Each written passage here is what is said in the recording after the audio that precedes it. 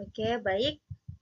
Sebelumnya terima kasih atas kesempatan yang telah diberikan kepada saya untuk memaparkan materi saya, di mana materi saya yang berjudul Peranan Analisis Digital dalam Meningkatkan Keterbukaan dalam Pertumbuhan Ekonomi.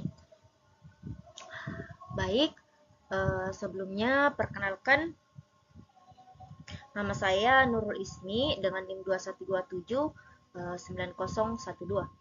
Baik, saya akan membahas materi saya.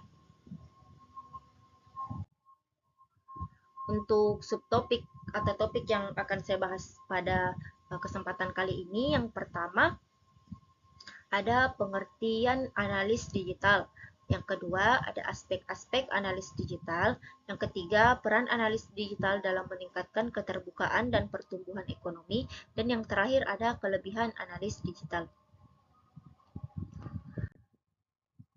Baik, yang pertama ada pengertian analis digital, di mana analis digital itu merujuk pada proses memeriksa dan memahami data digital dengan tujuan mendapatkan wawasan atau informasi yang berharga.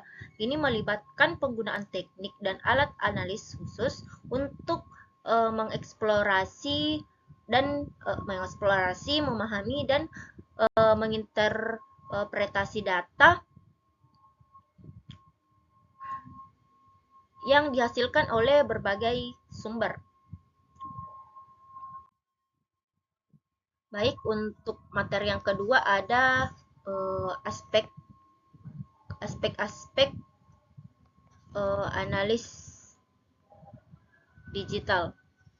Yang pertama ada analis data, di mana analis data itu pemrosesan data digital untuk mengidentifikasi pola, tren, dan hubungan yang dapat memberikan wawasan bisnis atau pemahaman yang lebih dalam. Kemudian yang kedua ada analis web, di mana analis web itu mengevaluasi data yang dihasilkan oleh aktivitas online, seperti penggunaan situs web, perilaku pengguna, dan kinerja kampanye pemasaran digital. Selanjutnya ada analis media sosial, memeriksa data dari platform media sosial untuk memahami respon dan keterlibatan pengguna dan terhadap merek atau topik tertentu. Selanjutnya, analis keamanan informasi, memeriksa jejak digital dan log keamanan untuk mendeteksi atau mencegah serangan cyber dan melindungi integrasi data. Selanjutnya, ada analis forensik digital, di mana menyelidiki data digital untuk keperluan hukum atau keamanan seperti dalam kasus kejahatan komputer atau pelanggaran keamanan. Selanjutnya ada analis kinerja sistem, di mana analis kinerja sistem ini mengevaluasi performa sistem atau aplikasi digital untuk meningkatkan efisiensi dan keandalan.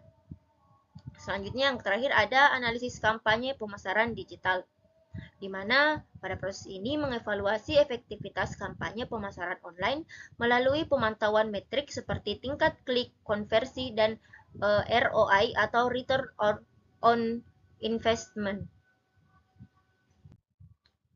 Selanjutnya ada peran analis digital dalam meningkatkan keterbukaan dan pertumbuhan ekonomi.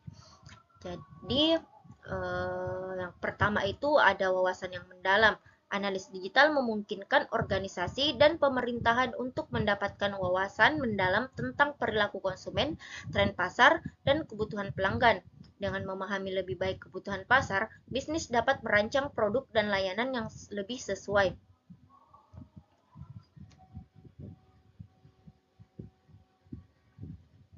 Selanjutnya ada efisiensi operasional. Analis digital membantu organisasi meningkatkan efisiensi operasional dengan memberikan informasi tentang kinerja internal. Pemahaman yang lebih baik tentang proses bisnis dapat membantu dalam mengidentifikasi area yang perlu dioptimalkan atau ditingkatkan. Selanjutnya ada pengambilan keputusan yang didukung oleh data. Analis digital memungkinkan pengambilan keputusan yang didukung oleh data dapat mengurangi ketidakpastian dan meningkatkan akurasi dalam perencanaan strategis keputusan yang lebih baik dapat memberikan kontribusi positif terhadap pertumbuhan ekonomi. Selanjutnya, pemasaran yang tepat sasaran. Melalui analisis digital, perusahaan dapat mengarahkan upaya pemasaran dengan lebih tepat sasaran. Ini tidak hanya meningkatkan efektivitas kampanye pemasaran, tetapi juga membantu meningkatkan penjualan dan pangsa pasar. Selanjutnya ada keterlibatan pelanggan yang meningkat, di mana analis digital membantu memahami perilaku preferensi pelanggan dengan menawarkan pengalaman yang lebih terpersonal dan relevan. Organisasi yang dapat meningkatkan keterlibatan pelanggan yang pada gilirannya dapat mendukung pertumbuhan bisnis. Selanjutnya, pendorong inovasi.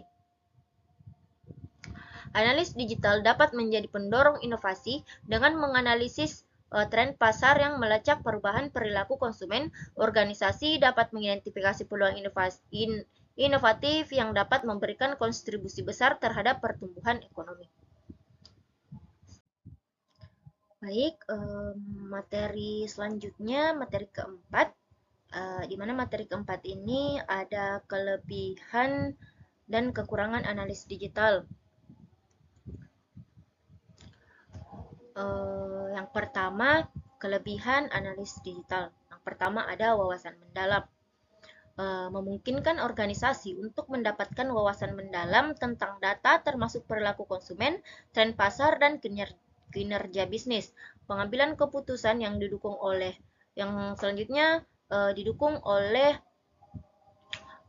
pengambilan keputusan yang didukung oleh data, menyediakan dasar yang kuat untuk pengambilan keputusan, membantu organisasi membuat keputusan yang lebih informasional dan akurat. Selanjutnya, efisiensi operasional, di mana efisiensi operasional ini meningkatkan efisiensi operasional dengan memberikan informasi tentang kinerja internal, membantu identifikasi area untuk pengoptimalan.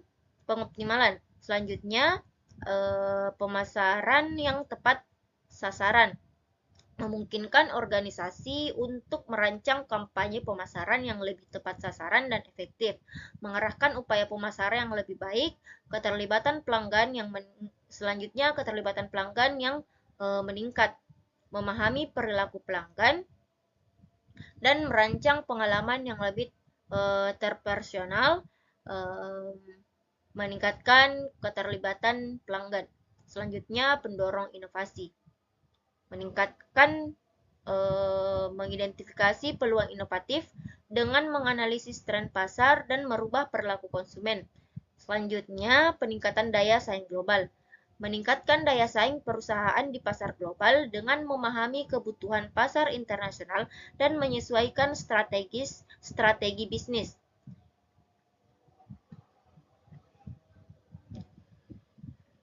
Nah, selanjutnya untuk biaya dan implementasi dan pelatihan, di mana ini memerlukan investasi awal yang signifikan untuk infrastruktur dan pelatihan sumber daya yang mungkin terjadi kendala bagi beberapa organisasi, di mana keterbatasan dalam persediaan atau kualitas data dapat mempengaruhi akurasi analis dan pengambilan keputusan.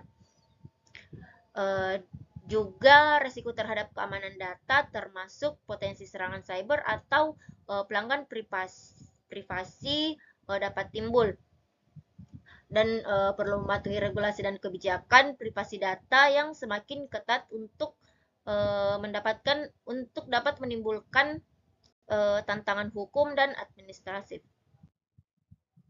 Oke, baik, selanjutnya itulah yang sempat saya sampaikan. Untuk kesempatan terakhir, saya akan membacakan kesimpulan, di mana kesimpulan saya, analis digital itu merujuk pada proses pemeriksaan dan memahami data digital dengan tujuan mendapatkan wawasan atau informasi berharga. Ini melibatkan penggunaan teknik dan alat analis untuk mengeksplorasi, memahami, dan menginterpretasi data yang dihasilkan oleh berbagai sumber digital. Itulah yang sempat saya paparkan. Kurang lebihnya mohon dimaafkan. Assalamualaikum warahmatullahi wabarakatuh.